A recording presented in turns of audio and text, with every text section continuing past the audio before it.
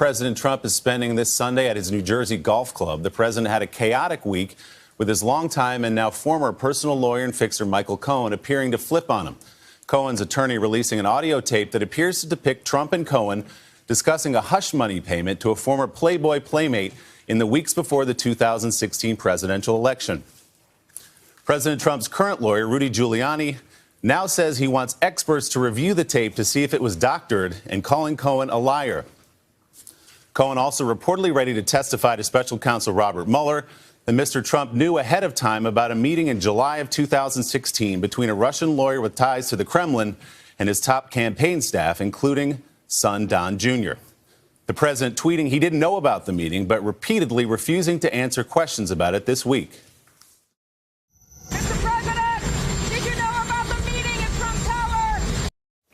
Familiar voice. One place the president is ready to speak, apparently the campaign trail. He says he wants to hit the road to support Republican candidates nationwide, with the midterms now just over 3 months away and Republicans fearing they could lose the House. Let's get into all this now with NBC's White House correspondent Kristen Welker.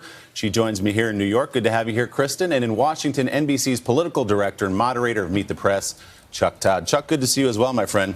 Morning, sir. Kristen, let's start right here with you because you were shouting many of those questions that the president didn't answer this week. Michael Cohen clearly now, with the hiring of Lanny Davis, going on offense. He's been aggressive this week, releasing the tape to CNN of that conversation, and now the report that he's ready to talk perhaps to special counsel Robert Mueller without evidence that we've seen yet that President Trump knew ahead of time about that 2016 meeting. So I just ask you basically, how concerned is the White House about Michael Cohen?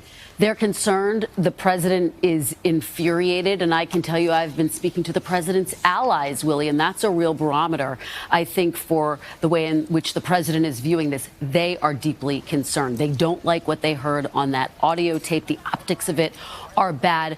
But it does suggest, they say, that, look, the president wasn't being truthful when he said he didn't know about that critical meeting. Now, at this point in time, it's a he said, he said. Is there any evidence? Is there anyone to corroborate what Michael Cohen appears to be ready to tell the special counsel? President Trump has said, look, your favorite president has done nothing wrong. That's a quote, of course.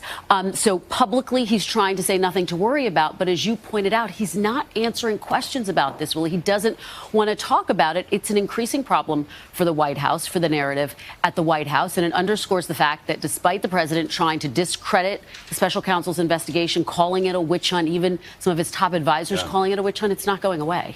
John Bolton, the national security advisor, again this week calling it a witch hunt. So, Chuck, Rudy Giuliani, the attorney or the representative on TV anyway for President Trump, is using a familiar tactic with President Trump, which is to discredit the source. In this case, the source is Michael Cohen, somebody that Giuliani and Trump have praised for a long time now.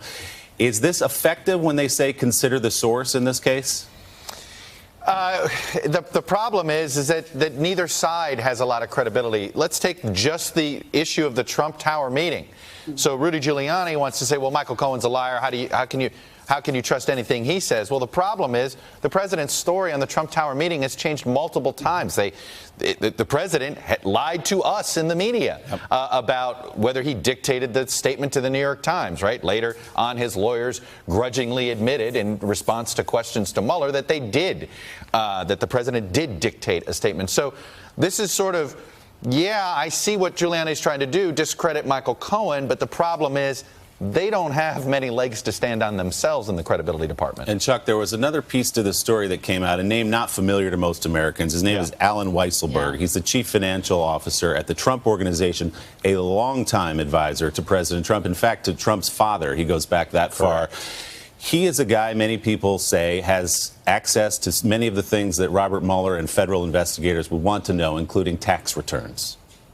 Well, look, the tax returns, by the way, I'm told Mueller already has. That it would be unusual if he didn't.